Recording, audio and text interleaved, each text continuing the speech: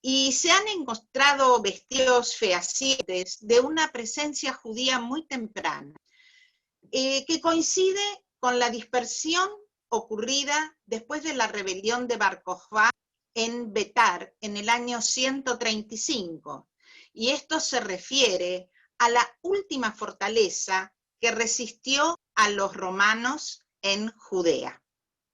Más adelante, en la Edad Media, a consecuencia de la primera cruzada en el siglo XI, llegaron a Bulgaria más judíos, que huyeron de las persecuciones de Bohemia, de Baviera y de Hungría. Y numéricamente fue una llegada muy importante porque eran judíos de origen ashkenazí, porque la gran afluencia de judíos de origen sefaradí se da en los Balcanes luego de la expulsión de los judíos de España en 1492. Estos se dedicaban al comercio, eran vendedores ambulantes y artesanos también. Según el censo de 1880, había en Bulgaria 20.500 judíos. Y en 1884 fue fundado el primer periódico en ladino, que era el lenguaje de los judíos sefardíes, aunque en tiempos posteriores ya se crearon periódicos también en búlgaro. En 1989, un periódico en lengua búlgara, Chelovechesky Prav, que es de derechos humanos, fue fundado para contrastar los libelos de sangre en periódicos antisemitas. Los judíos eran leales ciudadanos del país que hablaban, fervientes patriotas. Después de la Guerra de los Balcanes, en 1912, muchos judíos inmigraron a Bulgaria y la comunidad creció bastante. Vamos a ver qué pasa un poco en la época de entreguerras.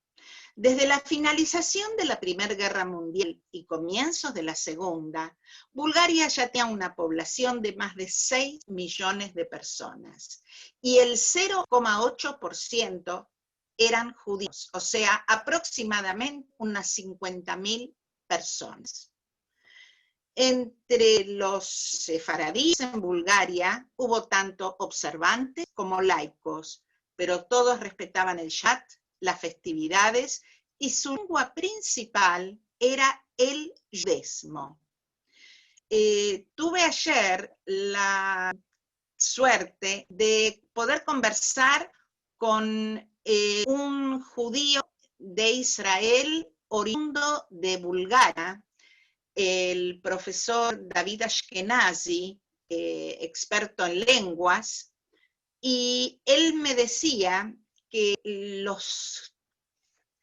no se sentía tanto la diferencia entre Ashkenazim y Sefaradim, porque en realidad la gente, él era un niño, pero se acuerda, o contaron, que los Ashkenazim dejaron de hablar Yiddish y tomaron el judaísmo como lengua propia. Bulgaria también fue un espacio muy fértil para el movimiento sionista en los Balcanes. Cabe destacar en esa época a un escritor judío muy importante, Elias Keti, que luego, en 1981, recibe el Premio Nobel de Literatura. Vamos a ver cómo comienzan las políticas antijudías. En Bulgaria reinaba el rey Boris II, y cabe recordar que después de la derrota de Bulgaria en la Primera Guerra Mundial, el rey estableció una dictadura militar y a principios de la década del 30 se alineó estrechamente al país con Alemania, su aliado de la Primera Guerra Mundial, con la esperanza de recuperar los territorios que había perdidos. El 23 de enero del 21 se publica en el periódico oficial la Ley para la Protección de la Nación. ¿Qué significa eso? Separar a la comunidad judía del resto de la gente búlgara, limitar la libertad de los judíos. Se los excluye de la administración pública, se les prohíbe de pronto vivir donde desean, se les ponen restricciones económicas y se les exige llevar la estrella de David. Además, el rey obligaba a pagar un impuesto especial que era el 20% del patrimonio de los judíos. En marzo del 41, cuando el rey anuncia que ellos se unían a los poderes del eje, inmediatamente las fuerzas nazis entraron a Bulgaria, que así fue recompensada con porciones de la Tracia griega, Macedonia yugoslava y algunas partes de Serbia, de Yugoslavia, aunque se negó a ingresar a la guerra contra la Unión Soviética en junio de ese mismo año. A pesar de las protestas de varias organizaciones cívicas, la ley para la protección de la nación fue aprobada por el Parlamento. Y recuerden ustedes ahora este nombre que les voy a nombrar, Dimitar Peshev. Él fue vicepresidente del Parlamento. Y él favorecía la alianza de Bulgaria con Alemania y apoyaba la legislación antijudía. Peshev consentía con las medidas porque estaba convencido de que el precio que los judíos debían pagar estaba justificado a las ganancias que iba a tener el país. Entonces, el 4 de octubre de 1941, los búlgaros hicieron cumplir una medida extraordinaria que prohibía a los judíos de Macedonia, y acá entro a hablar de Macedonia, porque en realidad Macedonia estaba ocupada por Bulgaria. Se les prohíbe a ellos participar en cualquier tipo de industria y comercio. Todas las empresas judías existentes tenían 3 meses para transferir la propiedad a no judíos. Los que vivían en la parte más próspera se vieron obligados a darse a una parte más pobre de la ciudad, ubicada cerca del tradicional gueto. Y este área se convirtió en el gueto. Aunque aliado con los alemanes, el gobierno búlgaro se negó a deportar a los judíos que residían en Bulgaria propiamente dicha. Sin embargo, las autoridades búlgaras deportaron a judíos sin ciudadanía búlgara de los territorios de Yugoslavia y Grecia, que Bulgaria estaba ocupando. Deportaron, por supuesto, a los judíos macedonios y en acciones simultáneas en diversas ciudades que comenzaron, como Gladys bien comentó, en la madrugada del 11 de marzo del 43. Pero, ¿qué sucede? Hubo rumores anticipados a todo esto, a todas estas acciones, y ahí Samila Kolonomos, una joven judía de Bitola y otra joven de Bulgaria, que eran aliadas a la resistencia de los partisanos, ellas se escondieron en el kiosco de una persona discapacitada, con una sola pierna. Sus familias fueron deportadas a Treblinka. Este kiosco estaba cerca de la policía. El dueño lo cerraba de noche y ellas quedaban solas, escuchando todo lo que ahí decía. Luego, Samila sobrevivió y luego de la guerra escribió. Al amanecer escuchamos el alboroto de los lobos. De repente todo quedó en calma.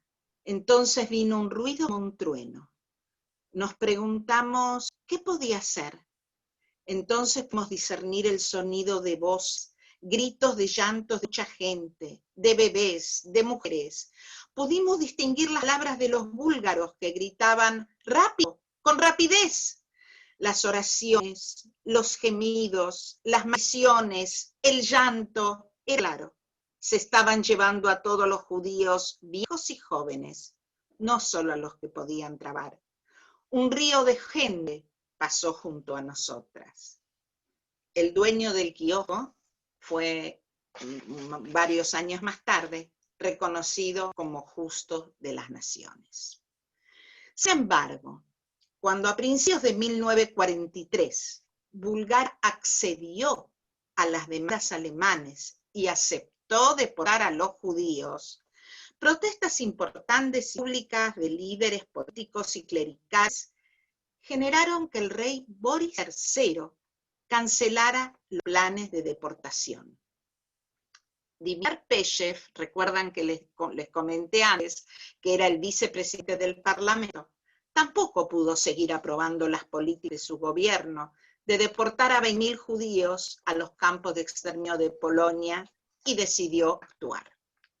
La comunidad judía de Kyustendil, la ciudad natal de Peshev, había sido señalada para la deportación. La noticia filtró y una reunión de judíos y no judíos decidió mandar una delegación a Peshev en Sofía para solicitar su ayuda. Luego de la guerra, él les vio.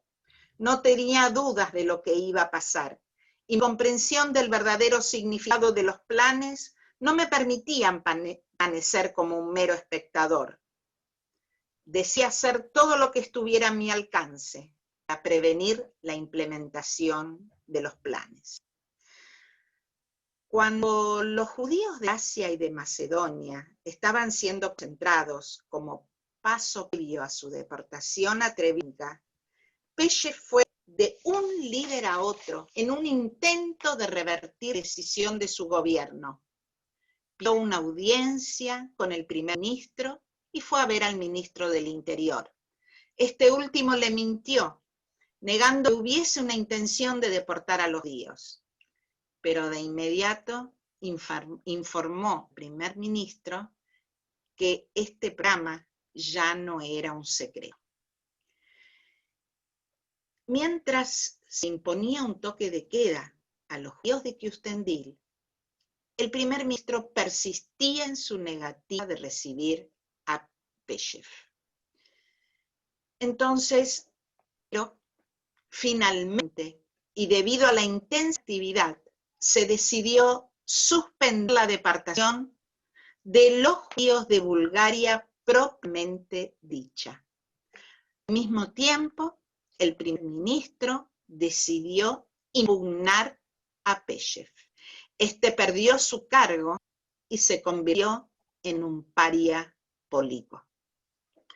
De esta forma, y en corto periodo, y gracias a imitar Peshev, los 4 miembros de la delegación de Kyustendil y líderes eclesiásticos, como los arzobispos Stefan y Kirill de Plovdiv, 48.000 judíos búlgaros propiamente dicho, fueron salvados del exterminio. Los judíos de Tracia y Macedonia, muy lamentablemente, fueron deportados a Treblinka y asesinados. Esas comunidades fueron casi totalmente destruidas. Cabe destacar también al rey Boris III, que necesitaba motivos para justificar frente a Hitler su negación de permitir la deportación, y lo justificó a través del servicio militar, que era una forma de trabajo. Ese tipo de servicio militar era obligatorio para todas las personas de origen judío. Esta actitud del rey Boris III fue descubierta por el servicio de inteligencia alemán en Sofía, y esta sería la causa por la cual lo eliminaron.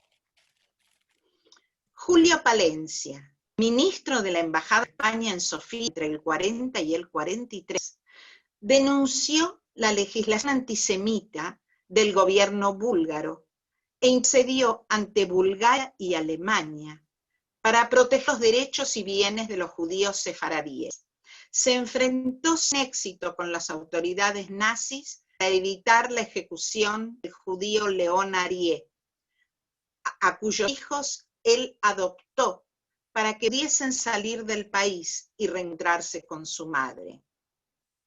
El embajador de Alemania en Sofía, entonces controlada por el régimen nazi y la Gestapo, calificó a Julio Palencia de fanático antialemán y amigo de los judíos. Algo terrible, ¿verdad? Vamos a ver un poquito qué pasa con los partisanos búlgaros, cuya actividad fue bastante limitada hasta 1944. ¿Por qué? En septiembre de ese mismo año, la clandestinidad, liderada por los comunistas, ejecutó un golpe de Estado, tomó el control del gobierno, ya que las fuerzas soviéticas estaban entrando a territorio búlgaro. En esta etapa, Bulgaria se une a la guerra contra Alemania. Un amplio sector de la juventud judía, que había sido educada en movimientos juveniles sionistas, y un segmento más pequeño, que habían recibido educación comunista, se unieron a los partisanos y pelearon en sus filas. Una vez finalizada la guerra, gran número de judíos emigraron a Israel. La comunidad judía de Bulgaria cuenta en la actualidad con alrededor de 2.000 personas que están ubicadas en Sofía, Plovdiv, Burgas y Rus. Esto no quedó simplemente así, porque Yad Vashem confirió a Dimitar Peshev, a los arzobispos Stephen y Kirill, al dueño del kiosco y a 16 personas más, el título de Justos de las Naciones.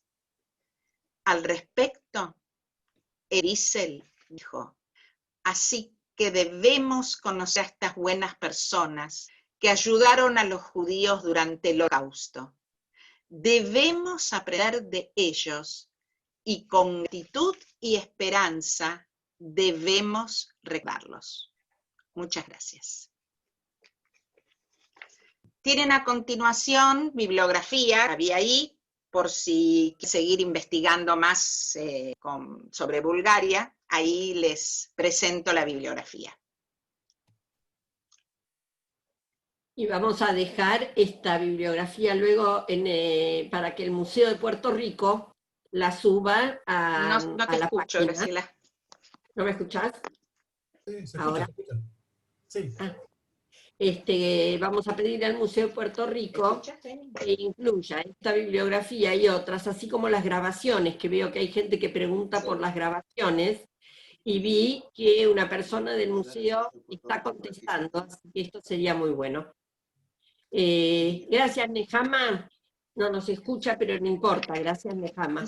Media palabra, si me permitís, Graciela. Sí. Los que estuvimos la vimos, los que no se lo aconsejo. Una sinagoga divina. Apagale el micrófono a Nehama. Ya la apagó.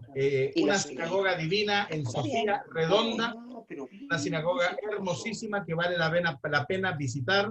Una ciudad muy bonita, pero especialmente la sinagoga de Sofía vale la pena visitar. Graciela. Ahí está Lili Mizrahi escribiéndonos.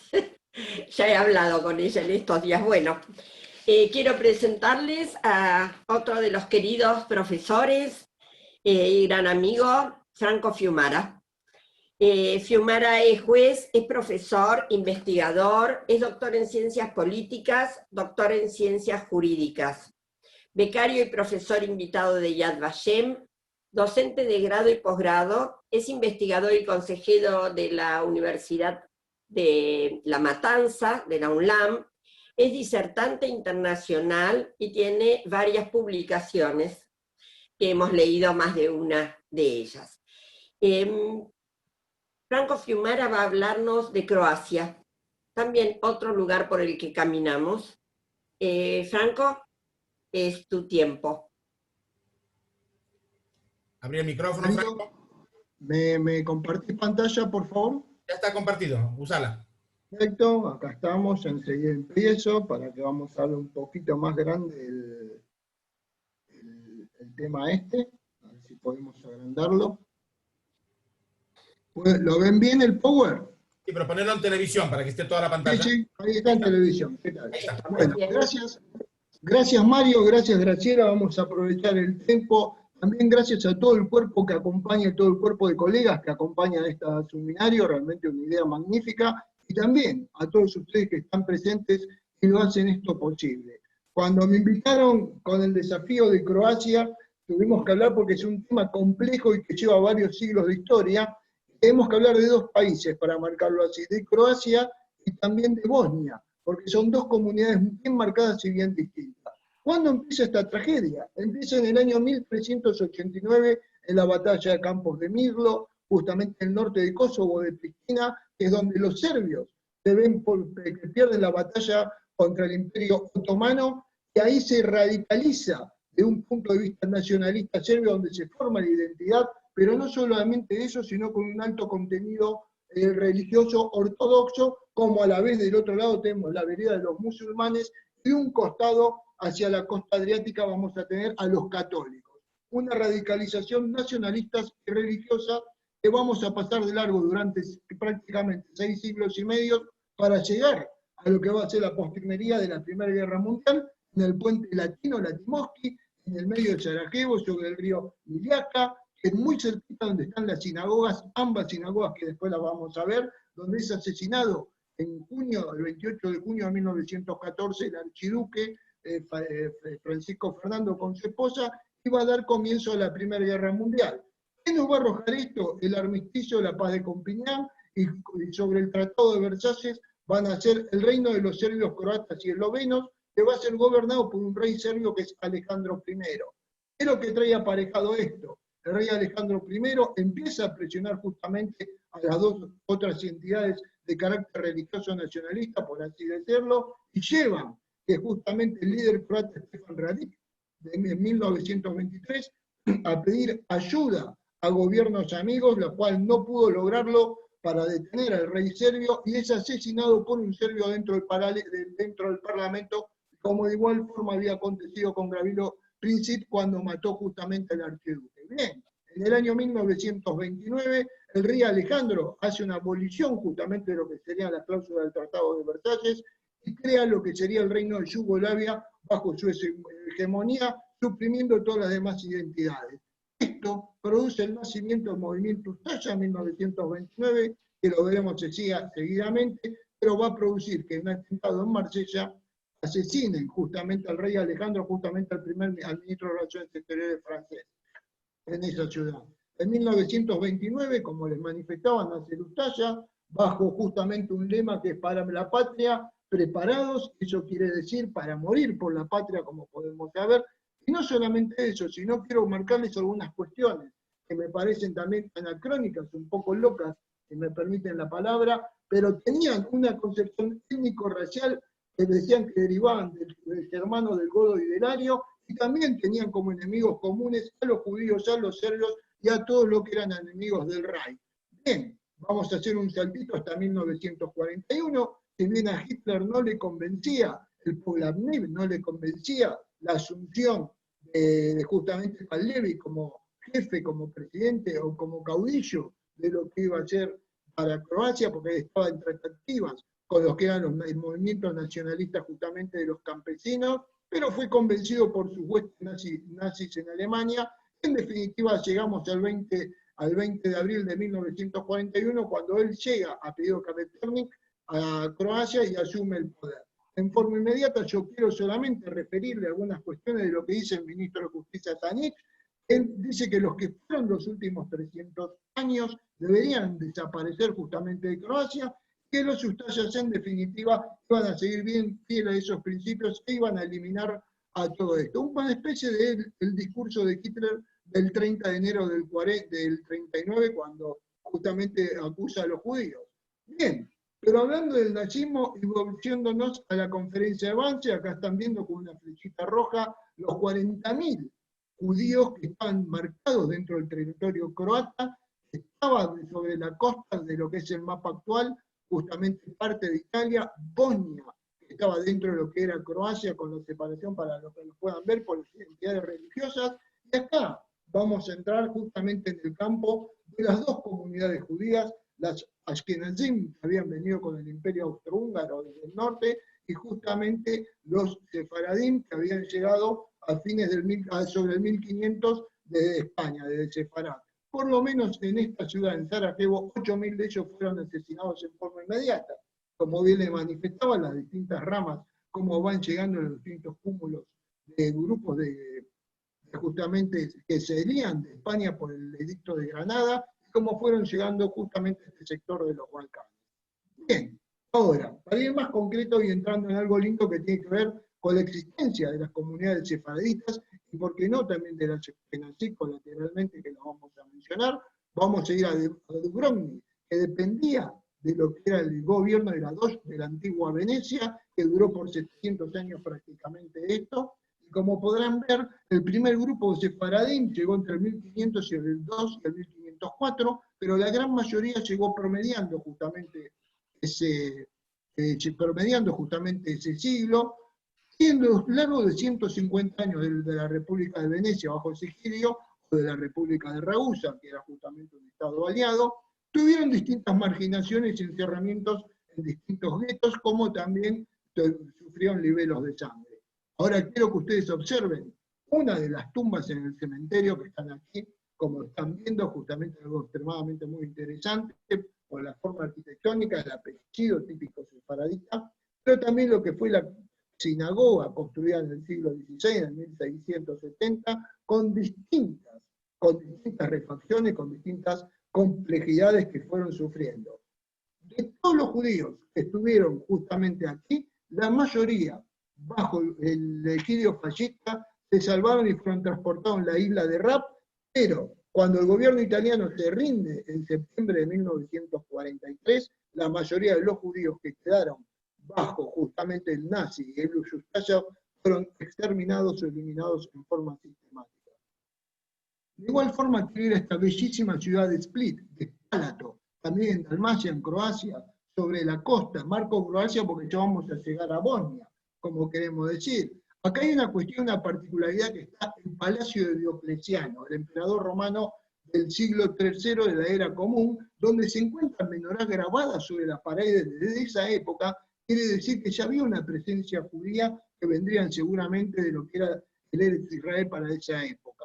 Habían sido traídos de alguna forma por el Imperio Romano, ya para la época como les manifesté. Pero en la guerra turco-veneciana, que tenía un alto contenido ya religioso, católico y también musulmán, los judíos se convirtieron en héroes de esa ciudad cuando defendieron el palacio, y por eso lo llaman el castillo de los judíos, el castillo Ranieri, y también tiene una sinagoga sobre la calle llamada el Paso Judío, y luego la torre, por el lugar de la defensa, también es el lugar conocido como el lugar de los judíos con la puerta judía.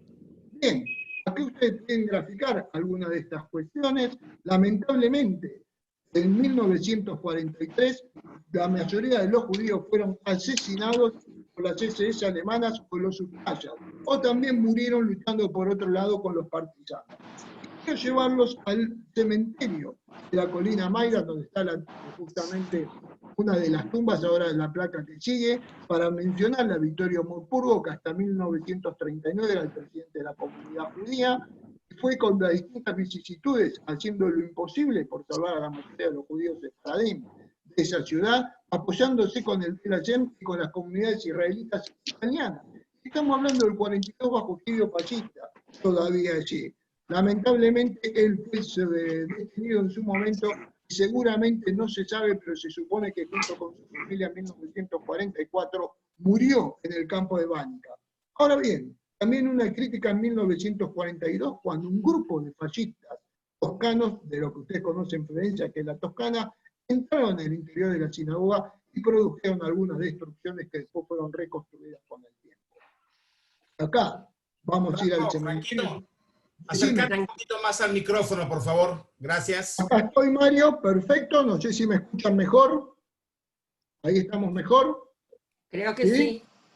Bueno, perfecto. Acá pueden ver justamente a Beit Morpurgo, para quien visite esta hermosa ciudad, lo que es justamente su librería histórica, donde están tales obras de Faradim, de esta gran personalidad que murió justamente en 1911, y su tumba se encuentra en el cementerio de Split, que es uno de los cementerios más antiguos de todas las comunidades judías de los Balcanes, y van a ver los dos tipos distintos de tumba, que lo aprendí en esta oportunidad en la investigación, la que sería con el sarcófago o la simple placa, que es típica sefaradín, por lo que decían justamente todos estos diarios. Y quiero mostrarles ahora un poco la vida en comunidad. Fíjense, comerciantes, personas comunes, estaban en los supermercados, en las tiendas manufactureras, en las tiendas de prendas, y solamente les voy a manifestar aquí con Albert Ashkenazi, que va con su padre, que podemos verlo, y aquí lo estamos viendo de niño. Era una persona común, y que él también fue llevado a la isla de Bar, justamente hasta el año 43, donde fue protegido por Tonsi Maricinic, que era italiano, que inclusive después de que los italianos se rinden y se retiran de la isla, él pudo sobrevivir gracias a poder permanecer escondidos y también después pasar a manos de los partisanos en este sector. Ahora vamos a ir por el río Neretva, ¿sí? Vamos a ir por el río Neretva y vamos a llegar a la hermosa ciudad de Sarajevo, en Bosnia. Ahora sí que vamos a estar justamente en una ciudad que es muy similar, como dice justamente el último sefaradí, si es que la pudieron ver en la película, que sería un émulo de Jerusalén, porque es donde conviven las tres religiones, justamente mayoritariamente el catolicismo, los ortodoxos y los musulmanes, en esta hermosa ciudad que durante 7 siglos hubo una convivencia perfecta. Y no solo eso, porque va a ser también gracioso en el hecho de que muchos musulmanes aprendían el ladino para poder hacer actos de comercio, que eran en definitiva una ciudad próspera en ese sentido. Los 8.500 judíos que vivían en 1930, con las persecuciones llegaron a 12.000, y lamentablemente la mayoría de la comunidad fue exterminada no solo por los nazis en este caso la división Atayar, a cargo del Mufti, que ya lo vamos a ver en forma inmediata, sino también por los Ustayar. Pero lindo es este recuerdo, que es el libro La Gadá de Sarajevo, es una de las reliquias. Tiene 109 páginas con ilustraciones de toda la vida histórica de la época justamente bíblica del judaísmo, que cuando llegaron los nazis querían secuestrarla para destruirla, o bueno, para seguir sus cometidos, y fue escondido. Algunos dicen que por el director de la época, y otros que fue escondido dentro de una de las mezquitas de los amigos de la comunidad judía del local. En definitiva, en 1945, este libro fue devuelto a la sinagoga, como podemos ver acá, de Faradí, que en la actualidad opera pura y exclusivamente como museo. Pero en 1992, el director también la escondió en la bóveda, con los bombardeos que se estaban produciendo de la República Spark, de las montañas, y pudo sobrevivir y aparecer nuevamente en el museo en 1995. Quien tiene oportunidad de ver este libro realmente es brillante y apasionante, porque fue traído desde el 1300 y fue traído desde España, atravesando toda Italia. Y les muestro la única sinagoga Ashkenazí, que es la única sinagoga, que está funcionando para el culto judío. La mayoría también de los judíos ashkenazim, que eran minoritarios dentro de ahí, fueron eliminados durante la Segunda Guerra Mundial. En la actualidad son muy pocos los que están viviendo, 700 creo que se ha dicho, judíos en todo lo que sería Sarajevo, que es lo que mantiene la esencia de la vida, pero por algo que vamos a ver, de la vida judía, por algo que vamos a ver sobre el final.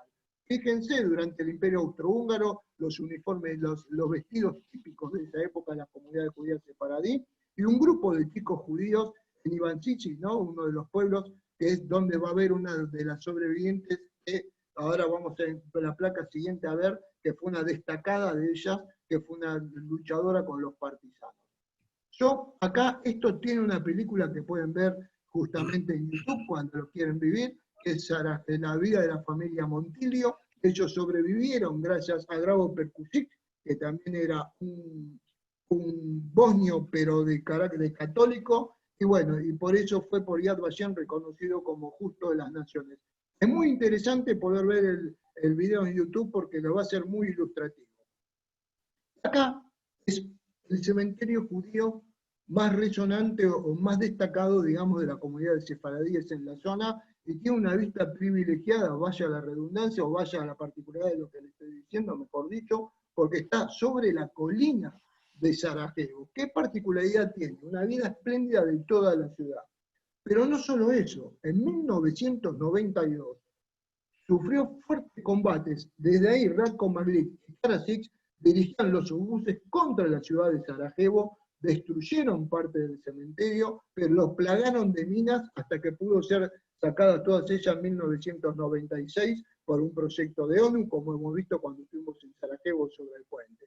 En la actualidad, dentro de este cementerio hay 4 monumentos, 2 ashkenazí, 1 sefaradí y otro dedicado justamente a las víctimas ustayas. Pero fíjense las tumbas, no dentro del cementerio, acá a Jacob Pardo, como está todo escrito en ladino, en yudesmo, como podrán ver acá la frase, que igual después la van a poder ver por una cuestión de honor a la brevedad, no puedo leerla, pero todos los apellidos que ustedes pueden ver que se encuentran sobre la lápida son de origen sefaradí.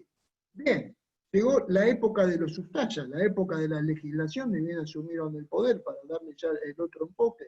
Enseguida, la insignia amarilla, como todos conocemos, que aconteció a lo largo de toda Europa, pero ya a partir del 12 de junio del 41 comenzaron las matanzas en forma inmediata con la política concentracionaria, de los cuales los 3 campos principales, vamos a decir que era Jasenovac, para toda clase de personas, Stara Gradica, pura y exclusivamente para mujeres y niños, más allá de que hubo algunos hombres, y Sisak, donde también hemos estado, que era el campo para niños, y todo bajo la dirección de Kaveternik, que él escapó hacia la República Argentina con su familia y se mató en un accidente de autos en la provincia de Córdoba, muy cerquita de Gladys, para así decirlo, por la zona de Río Tercero. De esta ciudad es paradójica y sobre el final van a saber por qué.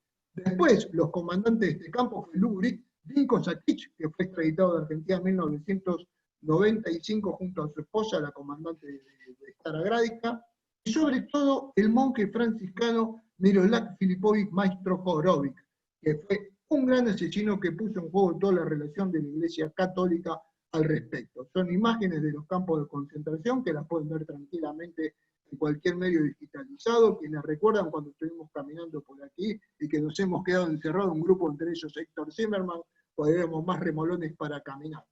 Pero bien, fíjense cómo se entretenían los ustayas con un concurso criminal que ganó Peter Britka, que desapareció en Estados Unidos en la década del 70, en un solo día con su cuchillo el cortaservios, mató a 1.360 prisioneros. Es triste lo que cuando ven el relato justamente de esto, cuando estaba despedazando a una persona judía que lo miraba impasiblemente y le decía y le manifestaba, y a él lo conmovió de una forma muy cruenta. Bien, fue tanto la aberración de los ustayas contra sus enemigos declarados que el general Horsternau habló con Himmler para poder destituir a Pavlenik y poner a otro en su representación. ¿Y por qué les digo esto? Porque les estaba generando justamente inconvenientes con los llamados insurrectos, con la resistencia y también con los técnicos, que eran los nacionalistas serbios que también atacaban permanentemente a las tropas nazis en el lugar. Israel Goodman dice que 25.000 judíos fueron asesinados hasta 1942 y el resto transportado justamente a través del Reichsbank a Auschwitz, como aquí podemos ver. Bien, Kaveternik, que ya se lo mencioné, que era el jefe de la dirección de campos, el que más poder tenía después de Pavelic, vendió a los alemanes a 30 marcos de esa época, marcos alemanes, a cada judío entregando 5.500 de ellos al transporte alemán para el campo de concentración, y entre el 13 al 20 de agosto de 1942 salieron en 5 trenes de Jasenovac, Tenia, Lovograd, Zagreb y Sarajevo hacia el triste destino de Auschwitz, donde muy pocos lograron sobrevivir.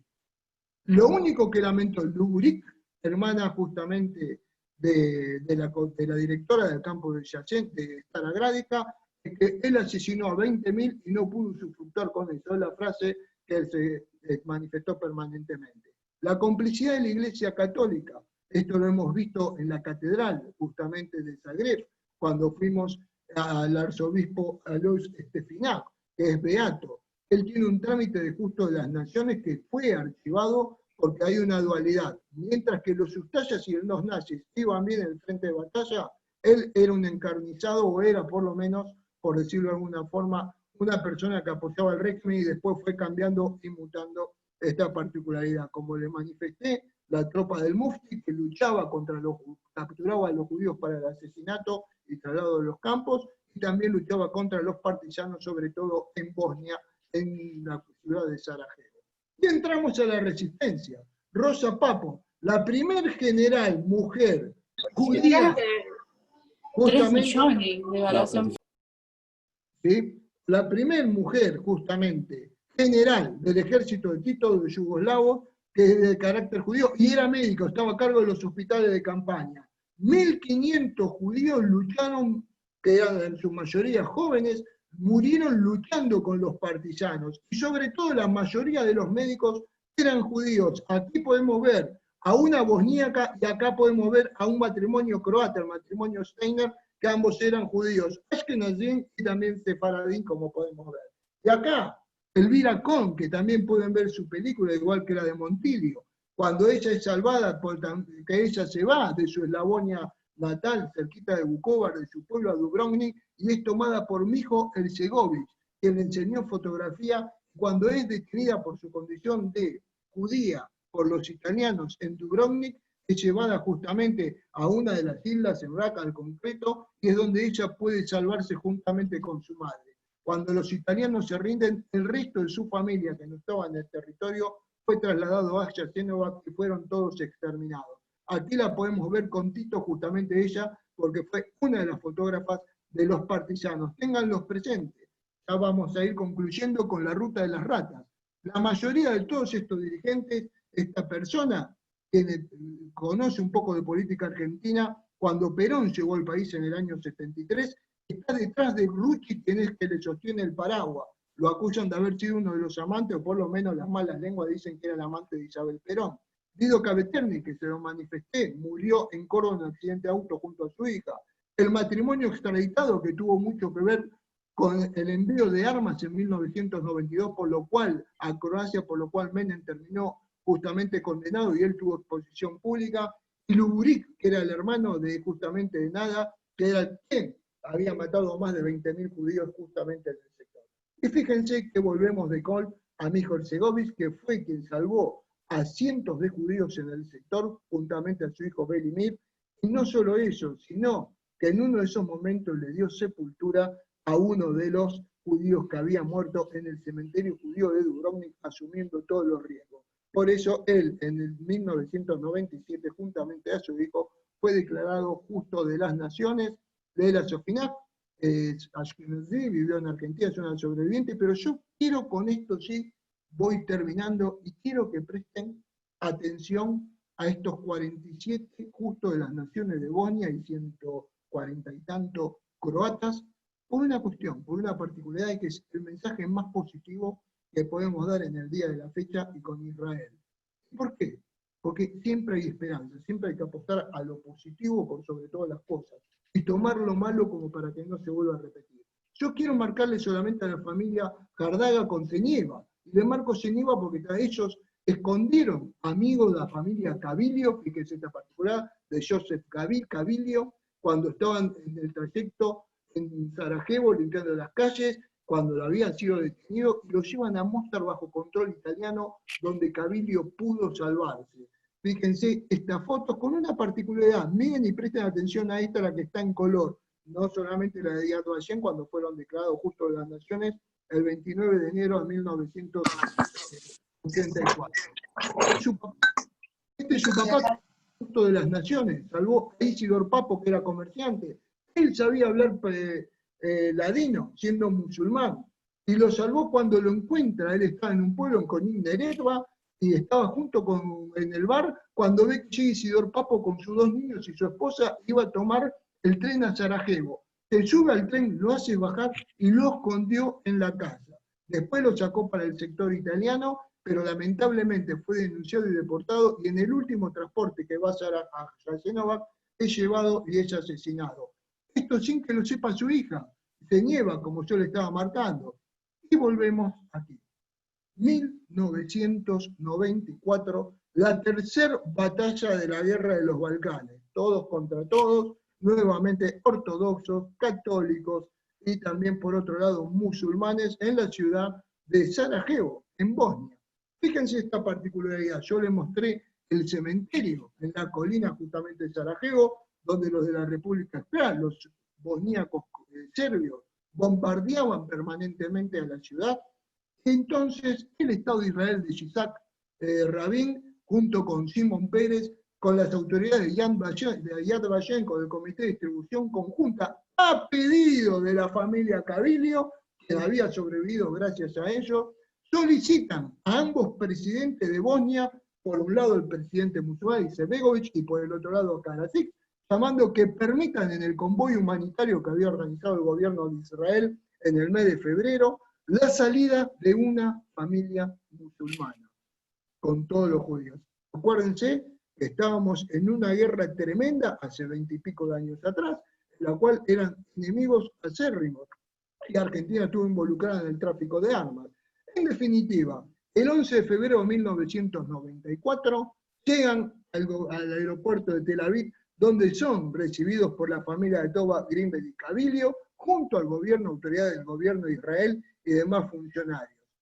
La frase que sobresale aquí es que los Jardaga habían albergado una familia judía durante el periodo más oscuro de la historia judía, la Shoah. Ahora era el Estado de Israel que saldaba esa deuda y ayudó a los Jardaga en el momento de mayor angustia.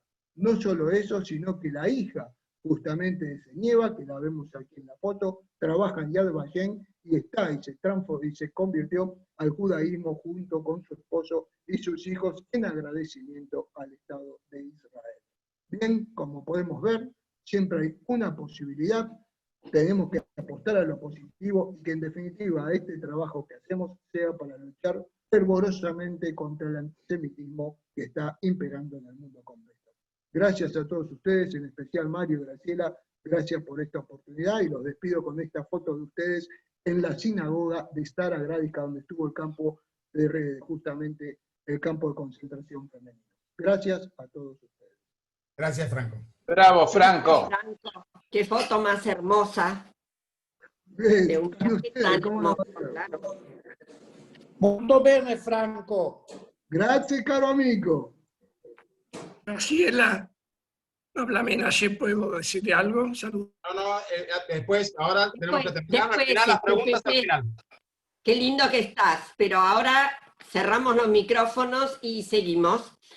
Ahora Mario Sinay, amigo, socio, profesor, doctor en educación, pedagogo del Holocausto, autor de varios libros sobre este tema, algunos recientemente editados. Con Mario vamos a trabajar ambos el tema de Albania.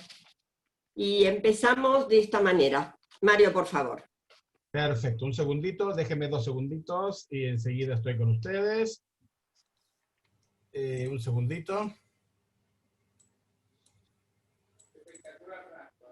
Perfecto. Vamos a empezar entonces con el tema de Albania. Perfecto. La historia de los judíos de Albania se remonta a unos 2000 años. Los judíos pueden haber llegado por primera vez a Albania ya en el año 70 como cautivos de las naves romanas que llegaban a orillas al sur del país.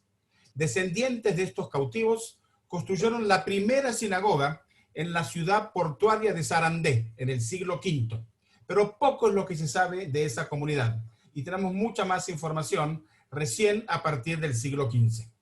Sin embargo, en el siglo XII, Benjamín de Tudela visitó la zona y registra presencia de comunidad judía.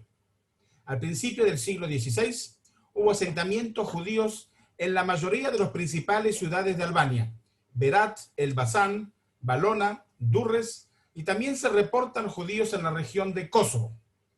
Estas familias judías eran principalmente de origen sefaradí y descendientes de los judíos expulsados de España y Portugal. En 1520 se registran en Valona 609 casas judías y fue el sitio de la única sinagoga de Albania que fue destruida en la Primera Guerra Mundial.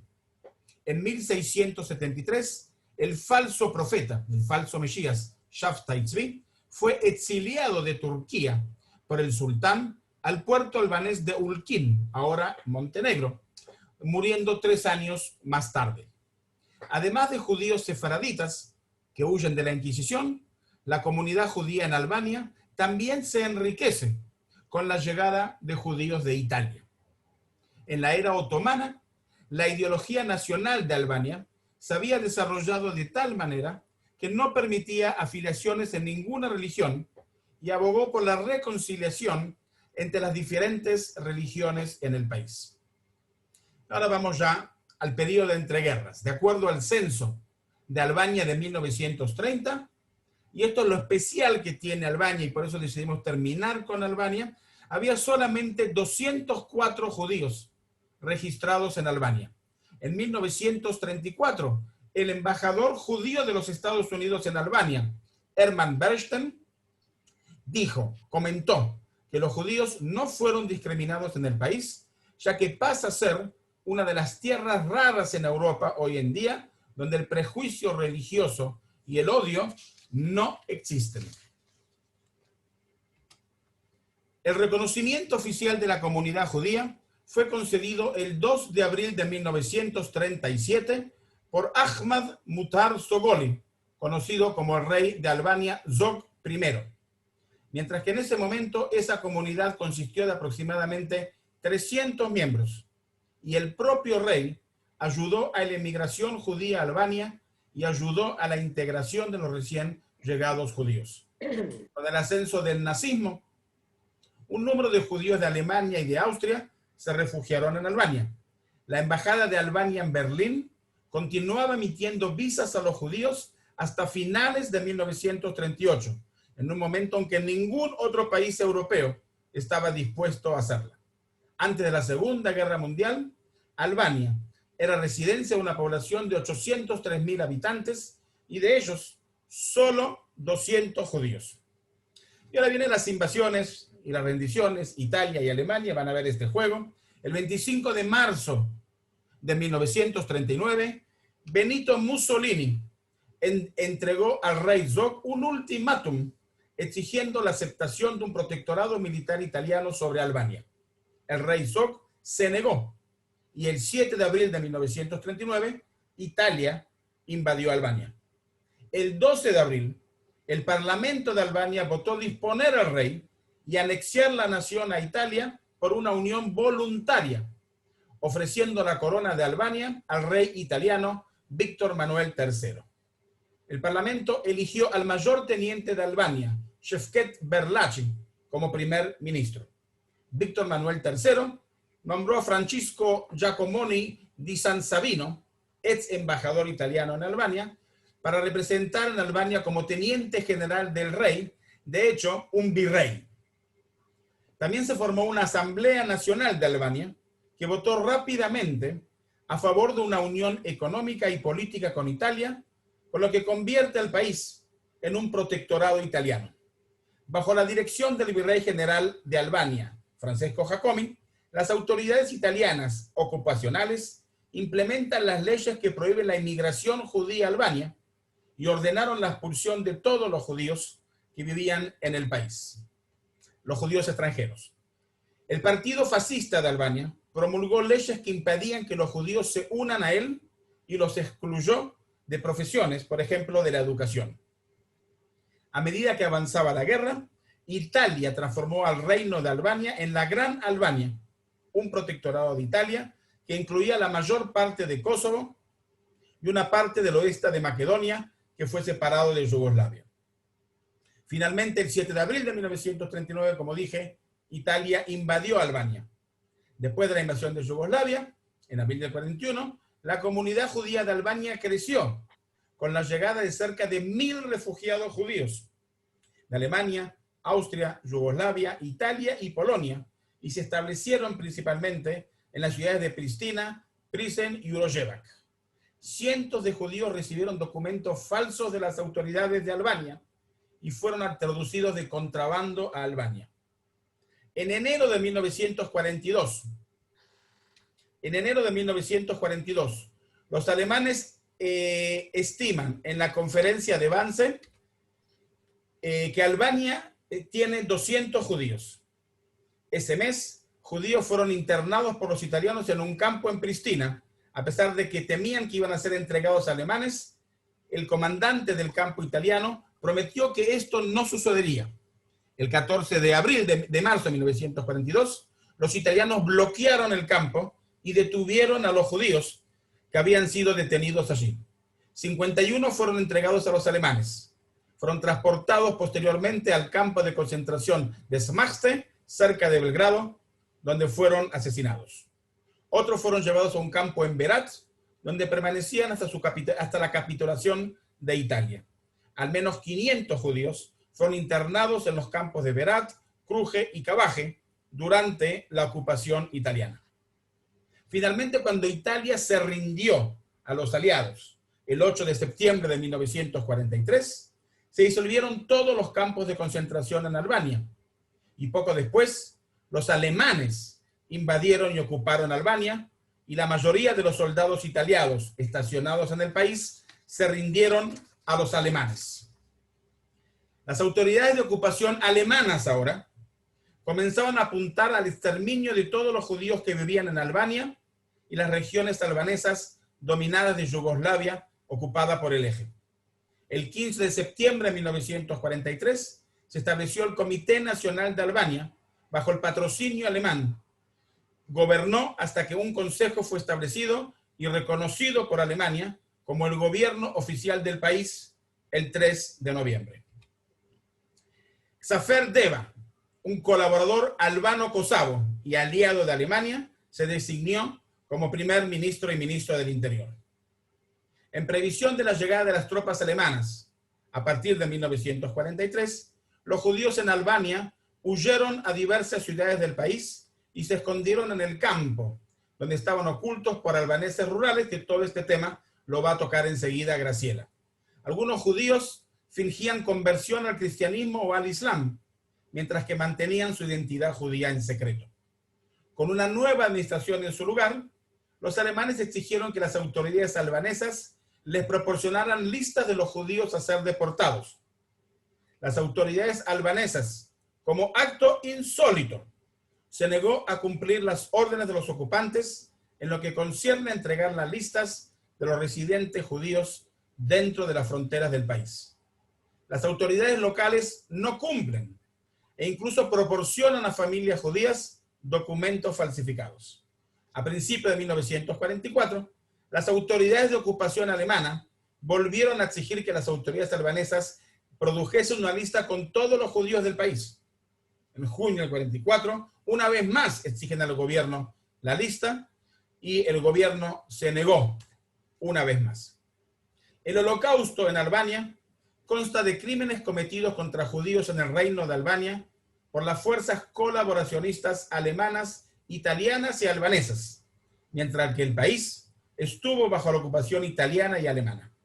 A lo largo de la guerra, cerca de 2.000 judíos buscaron refugio en Albania. La mayoría de estos refugiados judíos fueron tratados bien por la población local de Albania, a pesar de que el país fue ocupado, como dijimos, tanto por Italia como los nazis. Algunos judíos también se unieron a los movimientos de resistencia del país. Con la rendición de Italia, Alemania ocupó Albania, esto ya lo dijimos, pero para los 500 judíos que vivían en Kosovo, la experiencia fue totalmente distinta y el 40% de ellos fue asesinado. En Kosovo, Deva comenzó a reclutar albacovaneses para unirse a la Waffen-SS. El 1 de mayo de 1944 se formó la división de montaña 21 de la Waffen-SS, apodado Skanderberg. El 14 de mayo de 1944, la división allanaron las casas judías en Pristina, arrestando a 281 judíos nativos y extranjeros que fueron entregados a los alemanes. El 23 de junio de 1944, 249 de estos judíos fueron llevados a Bergen-Belsen, donde murieron. Alrededor de 210 judíos de Kosovo fueron asesinados, y esto representa una tasa de mortalidad del 40% de la población. El 28 de noviembre de 1944, Los partisanos albaneses y judíos junto a ellos, bajo el mando de Enver Hoxha, tomaron victoriosos a Albania. Hoxha implementaría posteriormente un registro totalitario stalinista, gobierno que prohibió toda actividad religiosa en el país.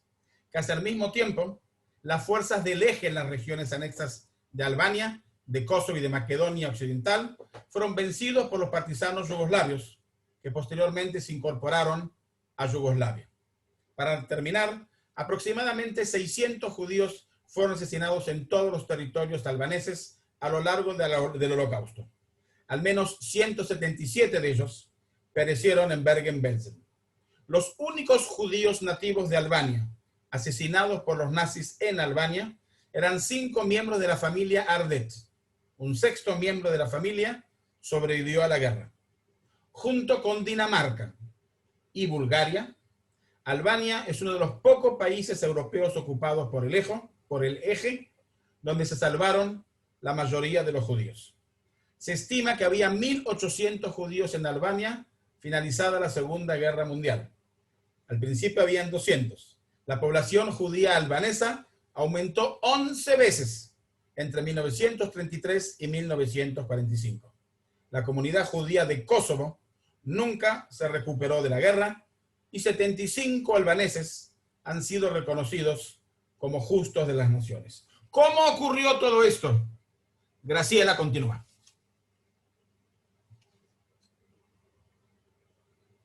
Muy bien, y acá estoy.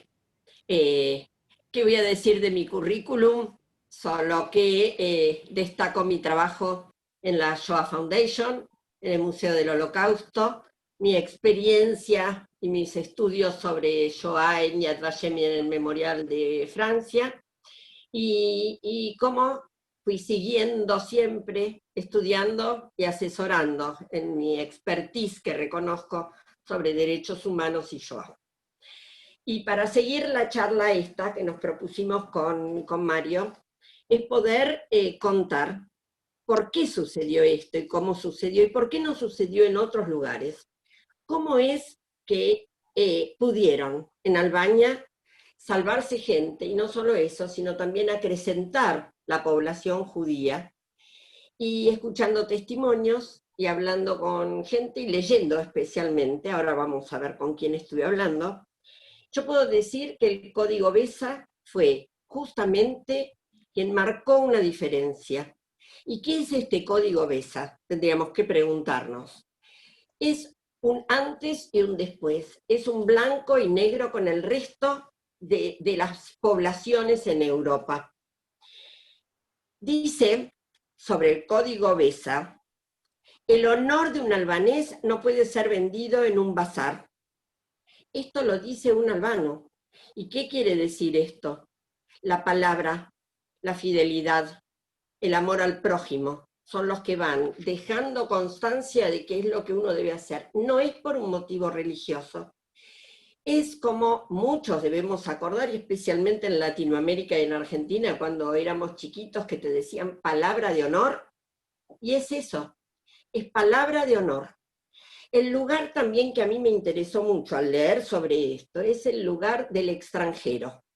En muchos textos que nosotros vamos viendo sobre el lugar del extranjero es el que te da miedo, es el lugar del otro, es el que te deja separado del otro, es el que genera determinado tipo de irrupción en la mitad. Sin embargo, en el Código Besa, y con este código y creyendo en esto, la población dice que cuando se acerca un vecino al que no conocemos y le damos refugio, nosotros somos quienes lo protegemos. Y en esa protección está nuestra casa protegida y somos nosotros los bondadosos que lo acogemos, pero desde un lugar realmente de bondad y de creencia. Yo creo que aquello que hizo que Albania comenzara con 200 judíos y terminara con 2.000 y pico de judíos, dicen algunos, y 1.800 otros, es poder decir, esto se cumplió. ¿Y qué es lo que te cuentan en los distintos testimonios? Esto lo fue cumpliendo el pueblo, los ciudadanos y la población en general, más aquellos que estaban en el gobierno, que no entregaron las listas, que se opusieron en todo momento a que los judíos sean reconocidos para poder ser llevados por los nazis ya en época del nazismo, ¿no? Sino que también en ese momento son los albaneses los que salvan, los albaneses los que se juegan. Hay uno que dice, yo me puse delante, porque no iba a permitirlo. Ellos mismos, los albaneses, consiguieron documentación para los judíos. Los judíos se sintieron en Albania como un albanés más. Sintieron así que pasaba con sus hijos, sintieron así que pasó con la educación. Y vuelvo a decir, el código BESA. Me contacté a través de Ariel Blufstein, que muchos de ustedes conocen, que trabaja mucho con las embajadas. Ari es un amigo, y me consiguió la palabra de alguien que muchos de ustedes recuerdan, y que es Razar Bregu, y él fue embajador alrededor de 10 años atrás, embajador de Albania en Argentina, y él, vamos a poner el audio ahora, Mario, y él ahora está en Brasil como embajador, tiene a su cargo también Argentina, pero está de vacaciones, entonces como que le interrumpimos las vacaciones en España, y sí quiso grabar, y él habla de su compromiso con este tema, que lo vimos hace 10 años en el Museo del Holocausto, cuando el embajador de Israel, Daniel Gazit, acompañó a su amigo a que presente la película, que se las recomiendo, y es una película Rescate de Albania. Está en inglés, no está en castellano, pero vale la pena, es de 30 minutos y es una película documental. Participáis en esta ahí charla. está el embajador. Estas historias, o una historia como puede ser de Holocausto, para no olvidar y para mostrar a las futuras generaciones qué importante es tener esos vínculos de los valores de la humanidad, esos valores, como puede ser el caso de Albanés. Y otra cosa, porque se puede encontrar también posibilidades de desarrollar estudios y cosas que se pueden decir, como es el caso albanés. Muchos se preguntan por qué los albaneses son un poco de particularidad en este ámbito. Albaneses han tenido desde la Edad Media o más allá en su antigüedad un código que no tiene que ver con la religión, que se llama BESA.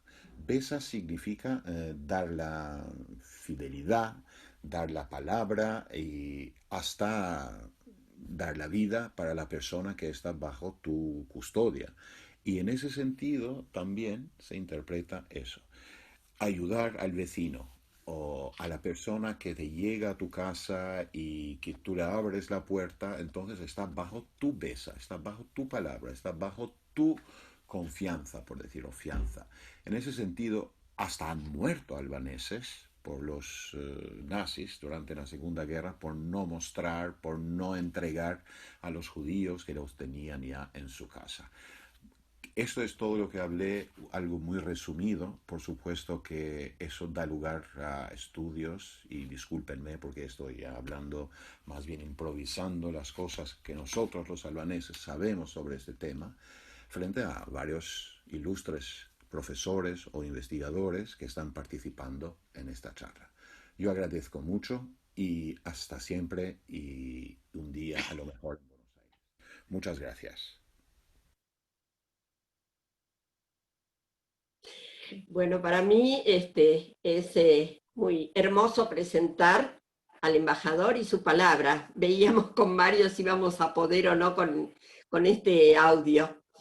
Pero este embajador es así de correcto. Así fue cuando presentó la película, vuelvo a decir, Rescate en Albania.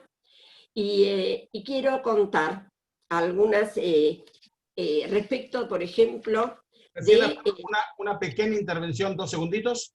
Sí. Quiero resaltar, lo dijiste, pero quiero volverlo a resaltar, que los rescatadores de Albania eran musulmanes.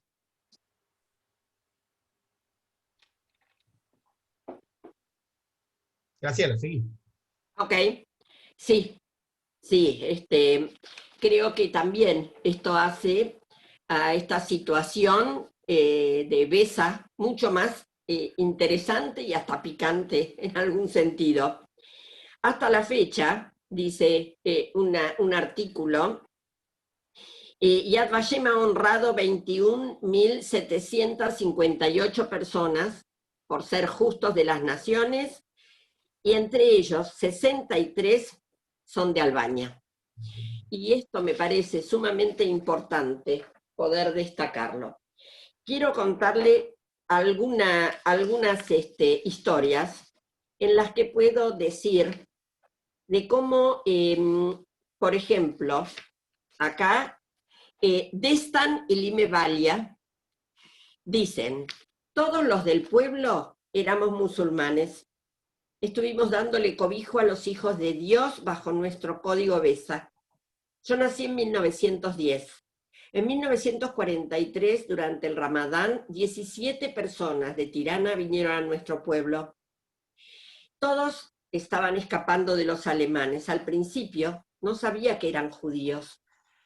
Los repartimos entre los vecinos del pueblo.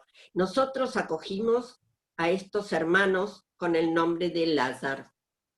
Éramos pobres, ni siquiera teníamos una mesa para comer y aún así nunca permitimos que nos pagaran la comida o el refugio. Yo solía ir al bosque para cortar leña y traer agua. Solíamos plantar verduras en nuestro jardín para poder tener suficiente para comer. Refugiamos a los judíos en nuestras aldeas durante 15 meses. Los vestíamos como granjeros, igual que nosotros. Incluso la policía local sabía que los de la aldea estábamos ocultando a los judíos. Yo recuerdo que hablaban muchos idiomas. En diciembre de 1944 los judíos se marcharon a Pristina, donde uno de nuestros sobrinos, que era partisano, los ayudó. Después perdimos totalmente el contacto con los hermanos Lázaro. No fue hasta el año 1990, 45 años más tarde, cuando Salomón y Mordejai Lázaro se pusieron en contacto con nosotros desde Israel. El 4 de octubre de 1992, Yad Vashem reconoció a Destan Balan y a su esposa Lime Balan como justos de las naciones. Y son para mí estas joyitas que uno va encontrando y que te dan fuerza para seguir estudiando, en este caso la Shoah, y para decir: no todo estuvo ni está perdido. En la película que les decía, que es una película muy interesante de 30 minutos sobre testimonios, tomé algún dato de alguno de los testimonios y que quiero compartir, y con eso ir cerrando. Podría contarles 10 testimonios más por lo menos, porque me entusiasma, pero también quiero ir cerrando. Y la señora Neumann, que es una sobreviviente de Albania, la señora Neumann, que vive en Washington, y ella nos cuenta cosas como que tuvo mucho miedo, pero que esta gente les dio toda la fuerza para seguir vivos, que estando en Albania se sintió protegida, que qué es lo que fue pasando con la gente que estaba cerca, judíos, que ella sabía que eran judíos y sin embargo estaban como albaneses, y hasta ella diría tranquilo. Sin embargo, dice: el miedo nunca te abandona, pero Dios fue bueno y el pueblo de Albania fue bondadoso.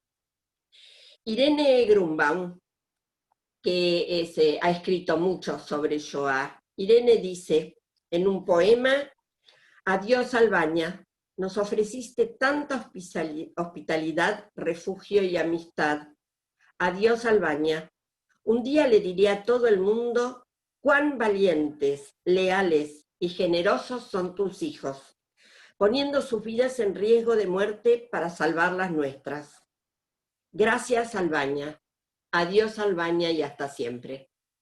Y con las palabras de Irene quiero terminar este capítulo Albania, para poder decir: Albania los cobijó, y Albania dio posibilidad a que esos judíos sigan adelante. Y hay uno de los testimonios de este film en donde la señora, la que les decía, la de New York, la señora Neumann, me da mucha emoción, porque ella termina de hablar y dice, ¿no quieren una foto de mis hijos, mis nietos y mi bisnieto? Porque tuve un bisnieto. Y eso es lo que pasó gracias a que Albania nos protegió. Muchas gracias, y ahora Mario tiene una anécdota para contarnos. Sí, yo sé que ya nos parece incluso increíble de creer, pero el año pasado, que todavía podíamos viajar, entre viaje y viaje, miren qué casualidad que estoy con la misma camisa, no me estoy dando cuenta, que está acá en la foto, viajamos a Albania. Era la primera vez que se abría Albania para israelíes. Nosotros nos tomamos unas vacaciones porque yo estuve muy ocupado en el verano con muchos viajes y fuimos a Albania. Detrás, yo tenía esta esperanza de encontrarme con alguna de esta gente, y en el único día que hicimos un paseo, fuimos a Cruje. La guía, éramos Marta y yo solos en un taxi que nos llevaba, y la guía me dice, mirá, acá en Cruje hay un mercado muy bonito, hay 2 familias justo de las naciones. ¿Querés conocerlos? A mí me preguntan, ¿no? ¿Querés conocerlos? A eso vine, a Albania. Y nos llevamos y nos encontramos, y me encuentro con Denise Meche, aquí la vemos en la foto, nieta de Suleiman y Snepe Meche, musulmanes que salvaron judíos. Ahí está ella con la carta de reconocimiento de Yad Vashem, como ustedes pueden ver. Por supuesto que compramos todo lo que podíamos comprar, necesitábamos o no necesitábamos para nosotros, para los nietos, para los hijos, para todos, para hacerle algún gesto. Y cuando terminamos este encuentro, yo en mi muy mal inglés, trato de explicarle lo importante que son para nosotros y cómo los recordamos y los mantenemos en el corazón. Y ella me miraba con una cara como diciendo, mi abuelo hizo lo que tenía que hacer. Así lo ven ellos. Salvaron a la familia Bettino, que viven en Ashdod. Es un nombre muy raro. Llegué a Israel, pregunté el teléfono, los encontré a la familia Bettino y pude cerrar todo el círculo entre la familia Meche y la familia Bettino. Bueno, eso es todo, gente. Nos quedan unos minutitos para preguntas y respuestas. Muchas gracias, Mario.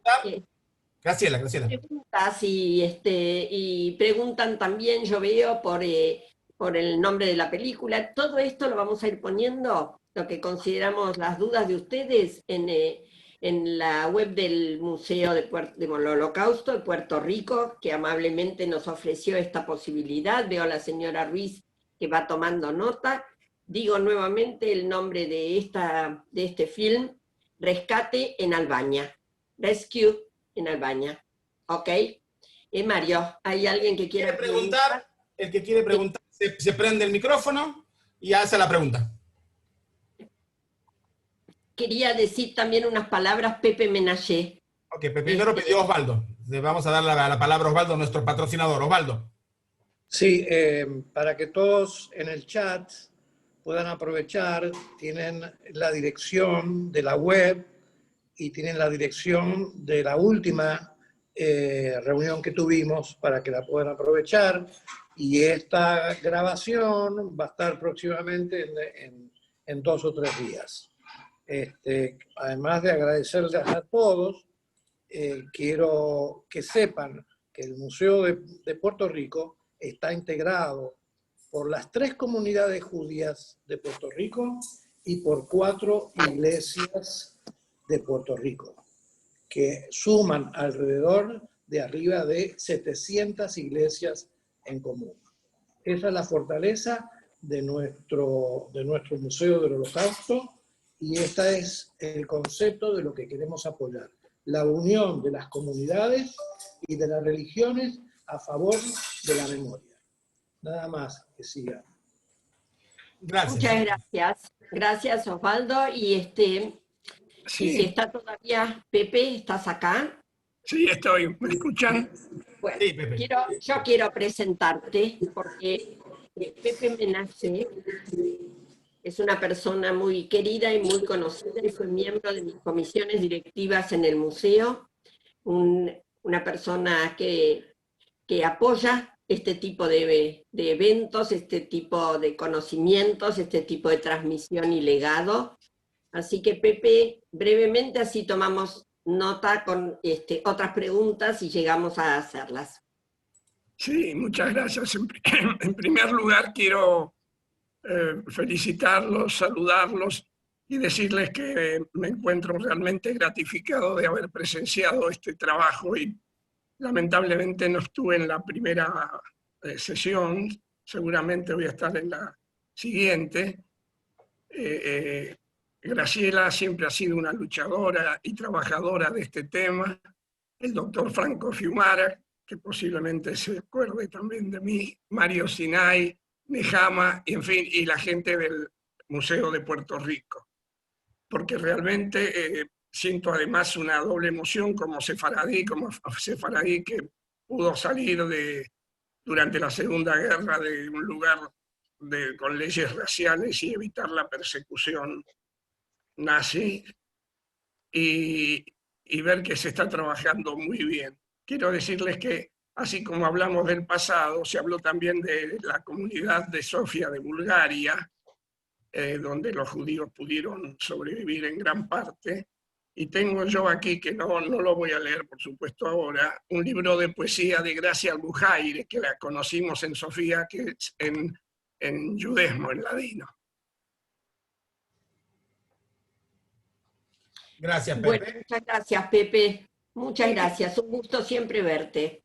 Bueno, y sigan adelante. Como sefaradí, además, también me siento muy gratificado.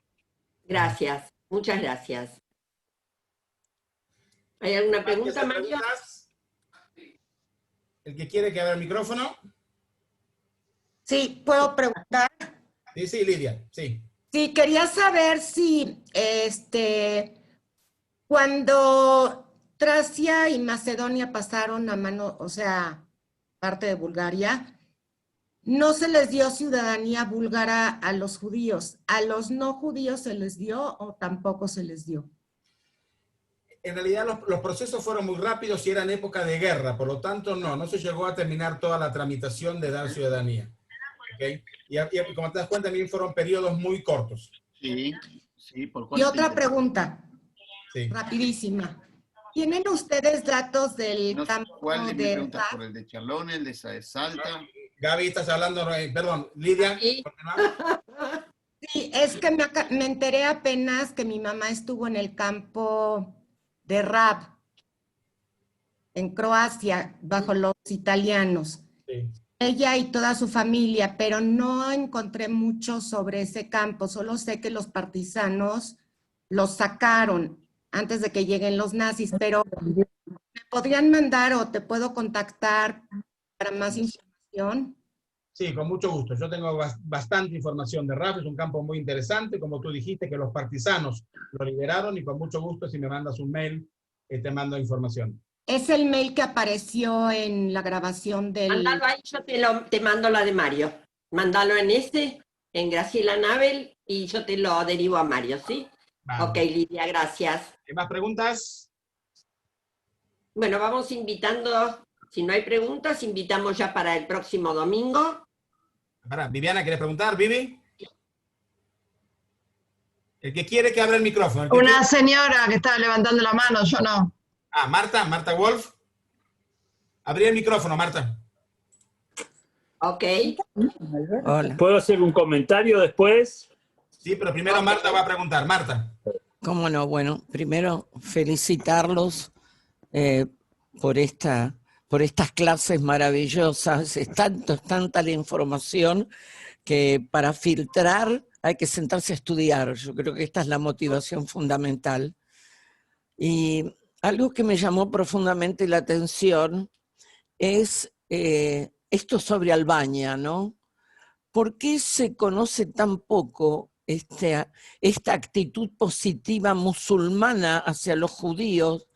Porque nosotros tenemos siempre esto que el musulmán está en contra del judío.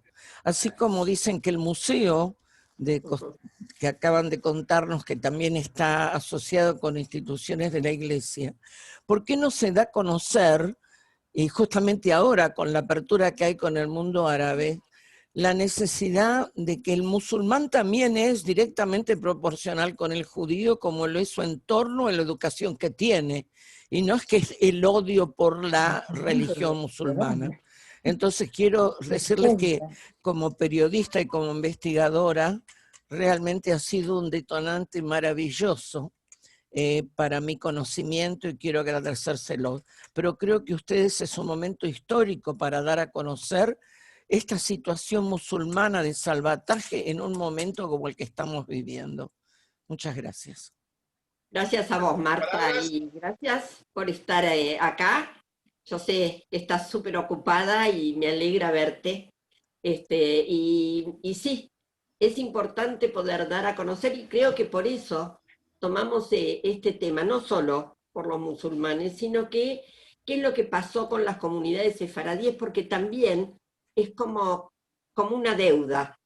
Siempre hablamos de los Ashkenazim y la Shoah, y quizás sea para nosotros un punto importante que pudimos desarrollar contagiando a 200 y pico de personas que nos van acompañando. Gracias, Marta. Mario, Alberto Indig decía que quería comentar algo antes. Que abra el micrófono. Está abierto. Dale, okay. Alberto, hola. Bueno, buenas tardes a todos.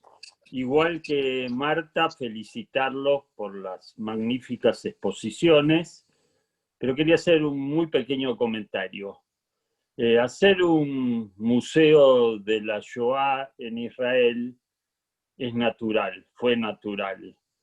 Hacerlo en Argentina con la enorme comunidad judía fue meritorio, pero hacer un museo de la Shoah en Puerto Rico es realmente una tarea titánica y quiero felicitar expresamente a Osvaldo Kratzman, que nos conocemos hace muchísimos años, y quiero destacar la tarea que está haciendo él con todo el grupo que lo rodea.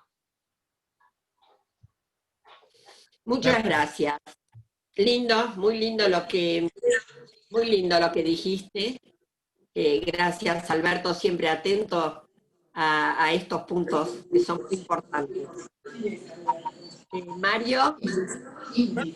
La verdad, entonces, para nosotros un deber cumplido y una deuda saldada, y muy contento de haberlo hecho. Mario, antes de cerrar, si me das un instante, claro, en respuesta de las excelentes palabras escuchadas, es importante que sepan que esta idea, este concepto, nació hace 12 años por una reverenda cristiana que está justamente entre nosotros y que hace 11 años fue Graciela que nos contactó a nosotros para que nos arrimemos al esfuerzo de la reverenda que estamos hablando. Yo quisiera saber si está con el micrófono abierto, Mario, que le des unas palabritas. Sí, estoy abierto. ¿Osvaldo? A Carmen, a Lelia. Ok, solamente dos palabritas antes. Agradecer a la comunidad sefaradí de México, a Moisés Mitrani, que sepan que hubo 164 entradas a esta conferencia que está grabada y que Graciela se las va a pasar al que la necesite. Osvaldo, sí, continúa. Y ya con esto vamos hablando. Saber si la ves ahí tú a Carmen. Ah, perdón. A ver a Carmen. Carmen. Que levante la mano. Carmen, si estás, abre tu micrófono. Estoy aquí. Muy bien, Carmen. Estamos contigo. Las palabras del señor Alberto me han hecho llorar porque este proyecto nació del corazón del pueblo cristiano en el pequeño pueblo de Morovis. Nosotros somos una ciudad que tenemos 35,000 habitantes y la componen también muchas iglesias, tanto evangélicas, católicas y de otras denominaciones. Y fuimos inspirados para hacer esta exposición de carácter temporera, porque anhelábamos que esta historia se conociera y porque queremos combatir el discrimen el racismo, la violencia y tantas cosas que nos aquejan a todos los pueblos y todas las naciones.